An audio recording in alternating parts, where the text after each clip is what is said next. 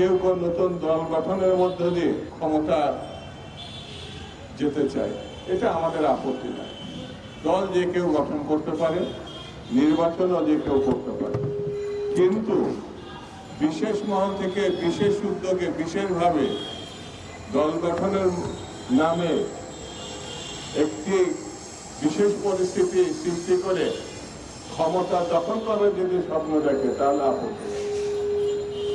তাহলে আপত্তি আছে। এটা আমাদের বুঝতে হবে। বাজার ভালো অবস্থায় না, বাজারে গেলে মনে হয় সরকার বলেই দেশে কিছু না। আইন শৃঙ্খলা পরিস্থিতির দিকে তাকালে মনে হয় দেশে কোনো সরকারই নাই।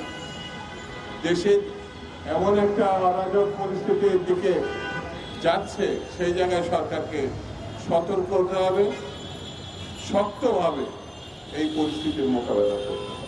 নির্বাচনের কোনো বিকল্প নেই, সবাই জানে, কিন্তু কোনো মহল নির্বাচনকে আটকে দিয়ে বন্ধ করে তারা ভিন্ন পথে দেশকে নিয়ে যেতে চায়।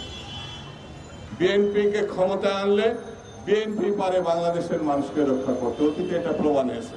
বিএনপি পারে এই বাজারকে রক্ষা করতে, যে বাজারে আজকে আগুন ধরছে সেই বাজারকে সুসংগঠিত করে গরিব মানুষের কাছে নিয়ে যেতে। বিএনপি পারে বাংলাদেশের স্বাধীনতার সার্বভৌমত্ব রক্ষা করা। বিএনপি পারে, অতীতের থেকে আমরা জানি গরিব মানুষের পাশে দাঁড়ানো, কিভাবে দাঁড়াতে হয়। সেই জন্য বিএনপিকে যারা ঠেকাচ্ছে তাদেরকে উদ্দেশ্য বলবো, এইসব করে কোনো লাভ নাই, এইসব করে কোনো লাভ নাই। বিএনপি যদি একবার রাস্তায় নামে, তার পরিণতি কি হয় শেখ হাসিনা ভালো করে জানে। সেই জন্য রাস্তায় নামানোর থেকে বিএনপিকে পার্লামেন্টে নিয়ে যাওয়া, নির্বাচনের মধ্যে দিয়ে সুষ্ঠু পরিবেশ ফিরিয়ে আনা, এটাই এখন সবথেকে বড় কাজ। এই দিকে আমি সরকারকে আহ্বান জানাবো, যত দ্রুত সম্ভব নির্বাচনের ব্যবস্থা করেন, নির্বাচনের মধ্য দিয়েই একটি নির্বাচিত সরকার প্রতিষ্ঠা করেন। তাহলে 24-এর যে চেতনা, 24-এ যে গণ অভ্যুত্থানের লক্ষ্য, সেটি পূরণ করা সম্ভব হবে।